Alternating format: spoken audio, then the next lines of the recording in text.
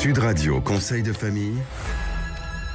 Nous accueillons aujourd'hui Roman Kowalczyk, président de FIM Investment Manager, société de gestion spécialisée en ETF. Bonjour Roman Kowalczyk. Bonjour Philippe, bonjour Stéphane. Bonjour Aujourd'hui, nous allons parler inflation et banque centrale. C'est quoi une banque centrale? À quoi ça sert? Alors, les banques centrales sont les banques des banques. C'est avant tout une institution publique qui émet, contrôle et gère la quantité de monnaie en circulation. C'est autrement dit l'institution qui gère la politique monétaire du pays. Les banques centrales ont un objectif principal, la stabilité des prix. Pour d'autres banques centrales, il existe des objectifs supplémentaires, comme le plein emploi et le contrôle des taux d'intérêt à long terme. Alors parlons justement de la stabilité des prix. On voit bien que l'inflation est au-dessus de 8% aux États-Unis et que ça fait un moment que ça dure. Pourquoi est-ce que les banques centrales n'ont pas réagi avant ?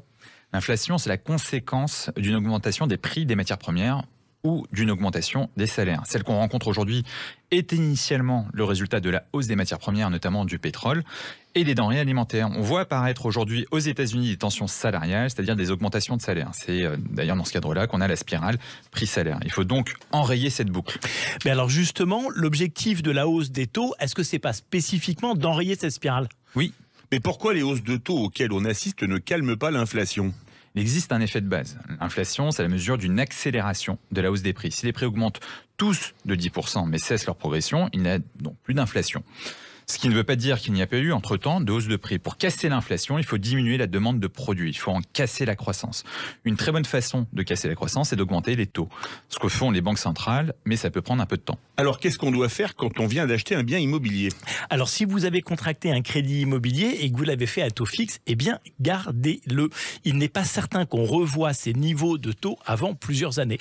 En attendant, les augmentations de salaire ou les loyers que vous allez percevoir et qui résultent de l'inflation vous aideront à rembourser plus rapidement cette acquisition immobilière.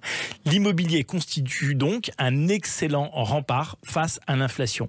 Il existe peut-être d'ailleurs d'autres investissements, Roman, qui peuvent nous permettre de nous protéger contre l'inflation. Oui, tout d'abord, la diversification. Si l'immobilier est souvent un excellent rempart, il est toujours important de le compléter par un portefeuille financier, même si on assiste à un marché baissier parce que les marchés anticipent l'avenir et donc une récession.